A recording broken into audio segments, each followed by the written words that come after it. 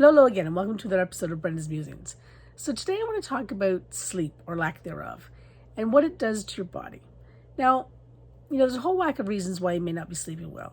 It might be because you're menopausal. It might be because you're, on your period. It might be because you have a lot on your mind. You could be stressing about something. You could have nightmares or night sweats or PTSD, or just have a common running list that goes through your mind every night when you go to bed. I mean, there's just so many different reasons why you may not be sleeping. But this is what happens when you're not sleeping well, is that your mind slows down. It doesn't function as efficiently as it does when it has rest. And you need all kinds of rest for everything to work well, right? You need light sleep, which is the majority of your sleep. You need deep sleep. You need REM sleep, because all of these work together to restore your mind to the way it should be. And there are some things you can do to help you get to sleep. Obviously, there are medications you can take. Some are natural, some are prescribed, some are over the counter. You just need to find something that's right for you, if that's the route you choose to take, or you and your physician choose to take. But there are also things that you can try to do to help you sleep better. So get off all of your appliances, 1 to 2 hours before you go to bed. You can meditate to try to clear your mind. You can do some deep breathing that just helps you relax and helps empty your mind. You can, do something that's very low stress before you go to bed, like, maybe coloring. You can still get a lot of those adult coloring books out there, for example. You could just listen to some music, and not like rock music, but probably more like something instrumental, or something that has like a low vibe to it.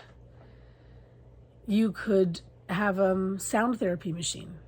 So when you do go to bed, you just hear this sort of white noise going in the background, or it could have anything on it. Could be sounds. It could be the sound of a brook trickling in the evening.